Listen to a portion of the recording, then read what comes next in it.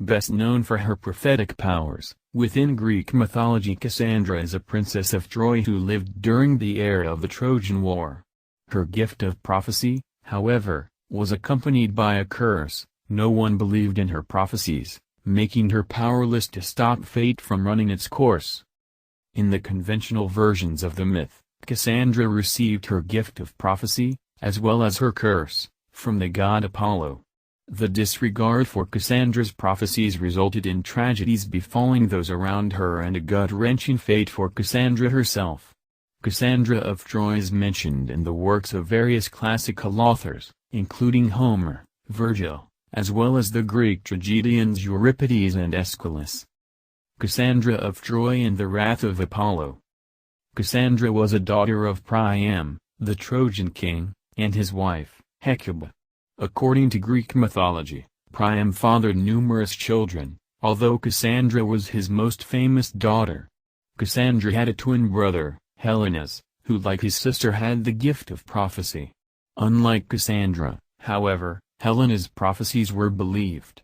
Ironically, perhaps, Helen's prophecies would help the Greeks win the Trojan War. Apart from that, Helen's fate after the war was the opposite of Cassandra's, as he ultimately became a king in Greece.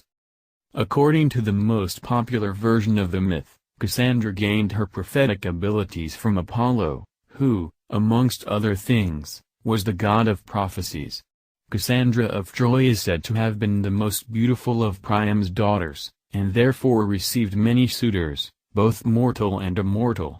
One of the gods whose attention Cassandra caught was Apollo. The myth continues with Apollo's attempt to seduce the Trojan princess. The god offered Cassandra the gift of prophecy, in exchange for sleeping with her. Cassandra readily accepts the gift, but then decided not to hold her end of the bargain, which greatly angered the god. Instead of simply taking back his gift from Cassandra, however, the furious Apollo laid a curse on her. As a result of this curse, Cassandra's prophecies would be ignored. This meant that whilst Cassandra was able to see the terrible things that would happen in the future, she was powerless to do anything about them, since nobody believed her. Different versions of the story of Cassandra of Troy. This version of the myth is seen, for instance, in Aeschylus' Agamemnon, in which Cassandra tells her story in a dialogue with the chorus. In the play, Cassandra says that she consented to Loxias, one of Apollo's titles, but broke my word. Consequently, ever since that fault I could persuade no one of anything. Incidentally, in Euripides' The Trojan Women, Cassandra is referred to by her mother Hecuba as Phoebus' virgin priestess, indicating that she was a priestess in the service of Apollo, and that she may have taken a sacred vow of chastity. This allows Cassandra's rejection of Apollo's advances to be viewed from a different perspective. In any case, despite the curse, it seems that it was possible for Cassandra to teach her prophetic skills to others. In one version of the myth, Cassandra is said to have taught her twin brother Helen how to prophesy. A less well-known version of the myth states that Cassandra and Helen gained their powers of prophecy when they were still infants. According to the Scottish anthropologist Sir James George Fraser, this version of the myth was mentioned by several scholiasts. In other words, this story was probably added by later writers. In this version, Cassandra and Helen were left in the temple of Apollo Timbrius one night whilst still babies. During the night, a pair of serpents emerged from the dark recesses of the temple, and went towards the babies. The serpents licked the ears of Cassandra and Helen, which enabled them to hear the sounds of nature clearly, thereby granting them the oracular powers. Although the myth does not explain how Cassandra ended up being cursed by Apollo, it is assumed that she offended the god by rejecting his sexual advances, like in the better-known version of the myth. The consequences of Apollo's curse on Cassandra of Troy. Apollo's curse would have dire consequences not only on Cassandra, but also on the whole of Troy. According to one myth, when her brother Paris was born, Cassandra predicted he would cause the destruction of Troy. Cassandra warned her family, and urged them to kill the baby. Since no one believed her, however, they left the baby alone. Nevertheless, prior to Paris' birth, Hecuba, his mother, had a dream, in which she saw that she had given birth to a fire from which many serpents emerged. Esicus, one of Cassandra's half-brothers, was able to interpret this dream, having learned the art from Merops, his maternal grandfather. Esicus said the exact same thing as Cassandra, that Paris would cause the downfall of Troy, but since the people believed Esicus, the baby was exposed in the wild. Paris, however, survived this ordeal, and became a shepherd.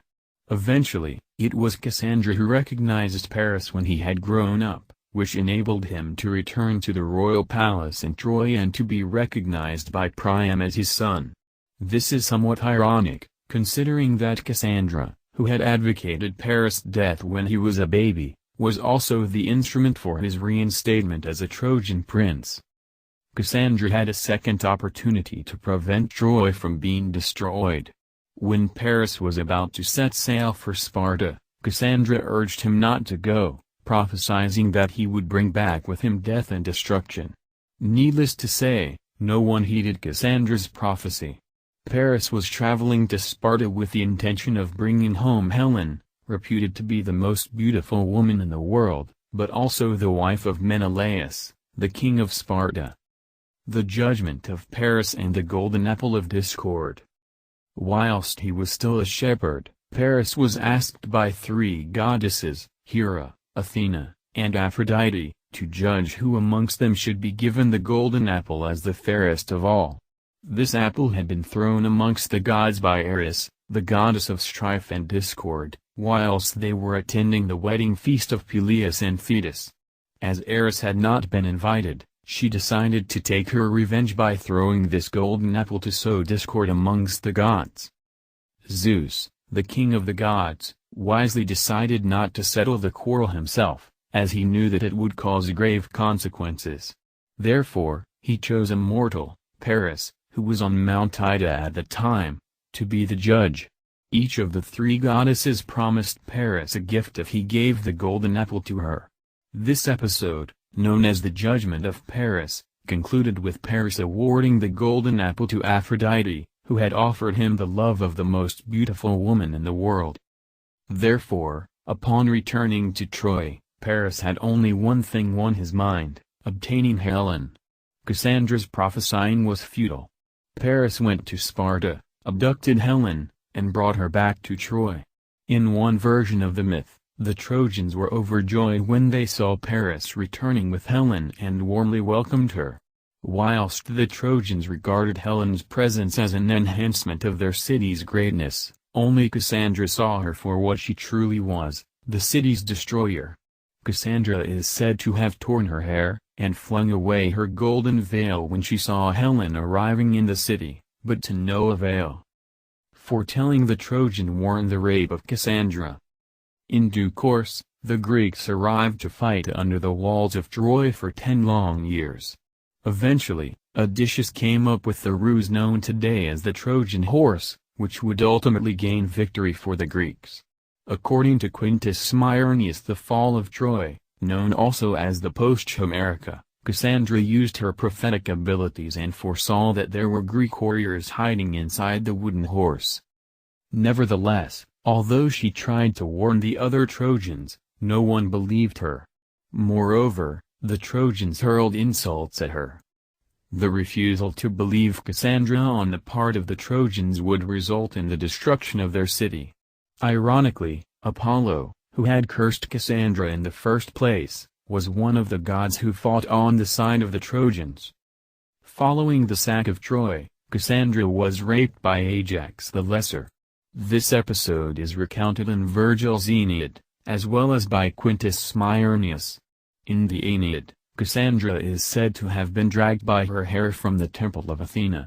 The Trojans tried to rescue Cassandra to no avail, and many of them were killed, including Coroebus, who came to fight for the Trojans out of love for Cassandra. According to the fall of Troy, Ajax's rape of Cassandra incurred the wrath of Athena, since she was a suppliant in her temple. This means that Ajax's action was sacrilege. Although Athena displayed her fury, Ajax would not budge. Yea, she would not look upon the infamy, but clad herself with shame and wrath as with a cloak. She turned her stern eyes to the temple roof, and groaned the holy image, and the hallowed floor quaked mightily. Yet did he not forbear his mad sin, for his soul was lust distraught. The Greek leaders failed to punish Ajax, which made Athena even more furious. Consequently, she decided to punish not only Ajax, but the rest of the Greeks who fought at Troy as well. She sought the help of Poseidon to stir the sea, thereby making their journey home difficult and dangerous. Athena also obtained permission from Zeus to use his lightning bolts on the Greek ships, while Zeus himself promised to send storms against them. During one of these storms, Athena destroyed Ajax's ship with a lightning bolt. Nevertheless, with Poseidon's aid, Ajax managed to swim to a rock. According to the Odyssey, once he was safe, Ajax started boasting that even the gods could not drown him. This infuriated Poseidon, who split the rock Ajax was on with his trident. Ajax fell into the sea and was drowned. The tragic fate of Cassandra of Troy. Given as a concubine to Agamemnon, the king of Mycenae who led the Greek forces during the Trojan War, Cassandra had been reduced to a slave. She tried to warn him that she had seen the future and that if they returned to Mycenae they would both die, but to no avail. Agamemnon ignored her warning. They returned to Mycenae, and whilst he was away fighting at Troy, his wife, Clytemnestra, plotted with her lover Aegisthus to kill the king when he returned home. Once again, Cassandra's prophecy came true and Agamemnon was murdered. A tragic figure in Greek mythology, Cassandra of Troy was resigned to her fate. After a lifetime of futile prophecy and warning those around her in vain, she did not try to escape. Consequently, she too was killed by Clytemnestra and Aegisthus. In the Odyssey, the murder of Agamemnon is narrated by the dead king himself to Odysseus during the latter's trip to the underworld. Unlike Agamemnon, Cassandra is believed to have been sent to the Elysian fields after her death. She earned her entry into this blessed place thanks to her piety and her dedication to the gods during her lifetime.